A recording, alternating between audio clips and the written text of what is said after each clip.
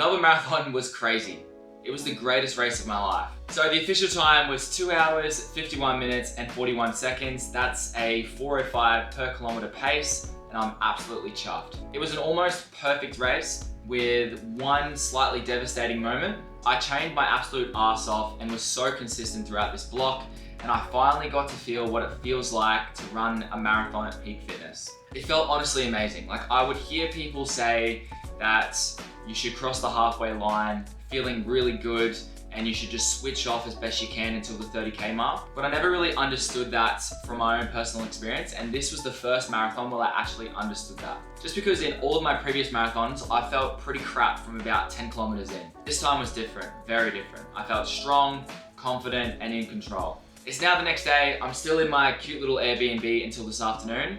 So it's time for the Melbourne Marathon full race recap experience. Starting with the course, it was beautiful. Easily the most enjoyable marathon that I've ever done, and that's not just because of the PB. The weather was a cool 10 degrees when we started running, which is honestly perfect if you ask me. The course was great. Besides the slight incline in the first kilometer, it honestly felt like it was a net downhill for most of the race. You honestly can't complain with that. It was flat, fast, it wasn't windy at all. It was honestly just perfect conditions for a PB. We'll get into my fueling and hydration for the race. The goal was to consume a gel every 30 minutes. So that would be 6 gels in total, counting the gel that I had at the start line. So that would be 4 Morton Gel 160s and 2 Morton caffeine gels. I'm really proud of how well I actually stuck to this. Like, honestly, like clockwork, I was dropping those gels down every 30 minutes, or roughly every 30 minutes. And I think I've honestly nailed my carb intake for a marathon now. I had no GI issues, no worries. I also had a pack of Salt Stick salt tabs, which I ended up consuming 3 of those throughout the race.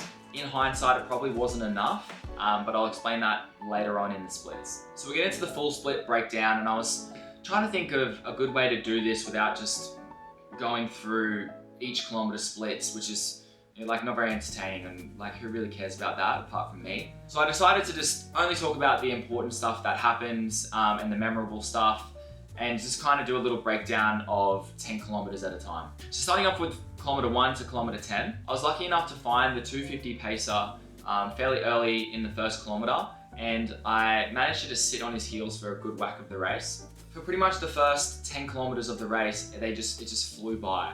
I was in a massive group of probably around 25 people, all huddled in nice and close. I was just focusing on looking at the heels in front of me so I didn't trip anybody over. This was like honestly something I haven't experienced before in a race, and like the difference is night and day actually running in a group than it is to running by yourself. You've got the group there to not only break the wind, but also it kind of takes your mind off paces and you can kind of switch off, which is awesome. And yeah, it made it really easy just to get into the flow of 4-minute Ks. I went through the 10 kilometer mark at 39:55, so props to the pacer, that's absolutely bang on. So from 10 kilometers to the halfway mark, I was cruising along in the group. I actually ran into a fellow running content creator, Bay, who ran a few kilometers with me, so that was great seeing him. We ran along Albert Park, which by the way is such an amazing run. There was Morton stations there with free gels, which is sick, but I kind of felt a bit silly because I was stressing the day before trying to get some gels. I ended up buying Morton gels, so I could have just got them on the course, which was kind of funny. So coming out of Albert Park, there was like these bollards, so like these metal poles, which are white and about belly button height, or my belly button height.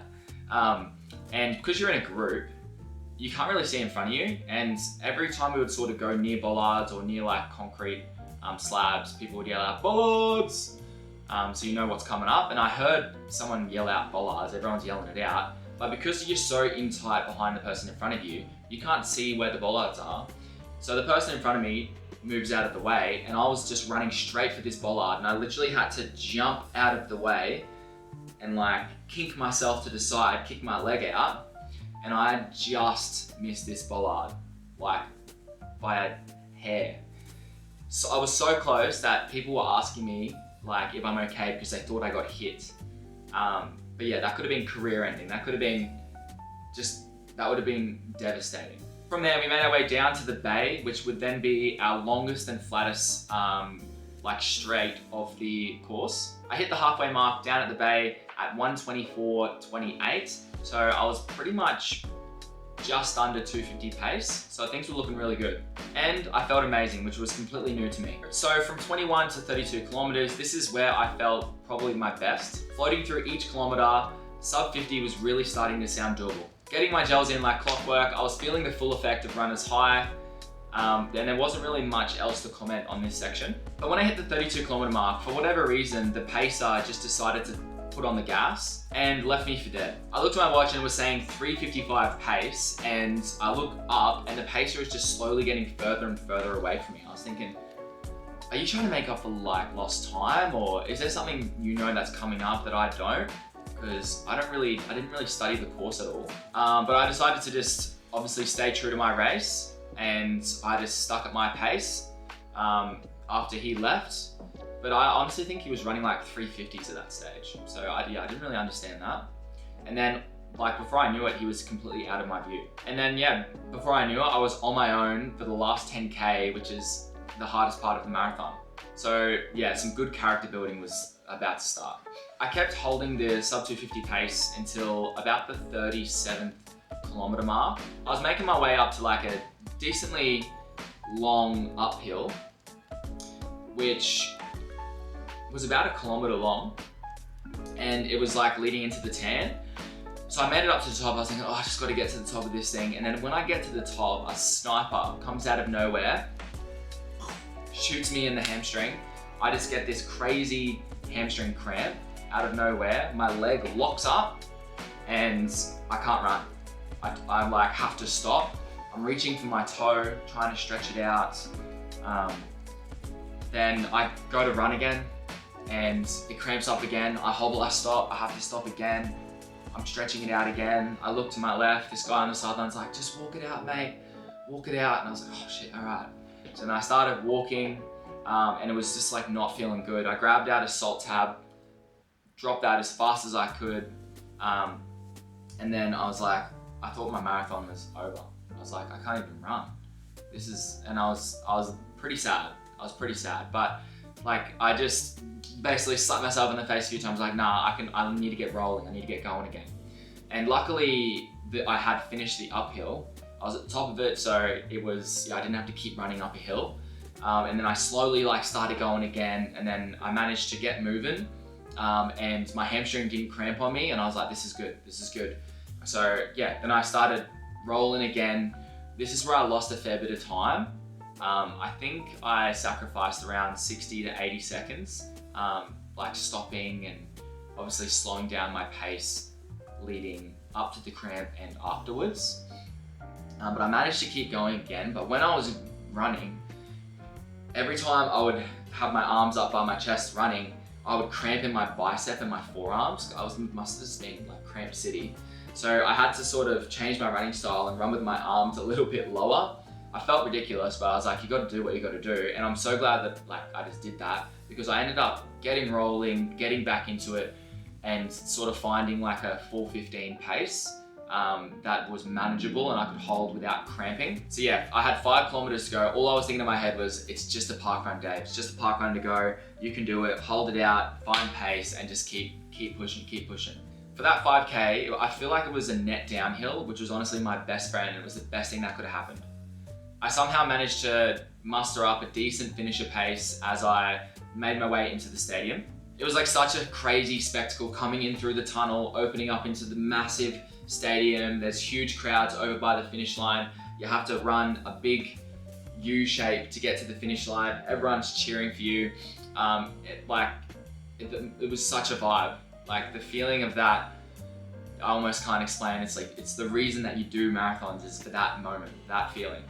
It felt like I was running a lot faster than it looks, but I managed to finish strong, cramp free, with a time of 2 hours, 51 minutes and 41 seconds.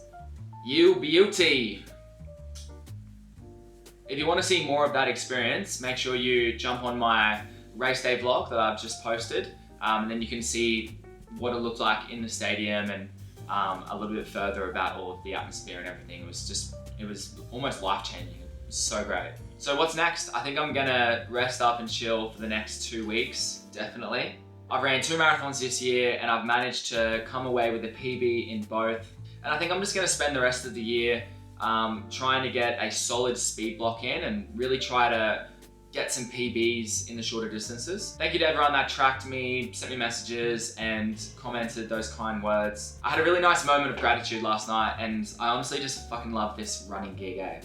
That's pretty much everything for the Melbourne Marathon race recap experience. I hope you enjoyed, and hopefully this has like kind of persuaded you to do Melbourne next year. I think I'm gonna do it. I think I'm gonna do it next year as well. So if you wanna come down and race with me and thousands of other keen runners for a PB on a really flat, fast, and good temperature course, then yeah, I definitely think you should. Definitely you should.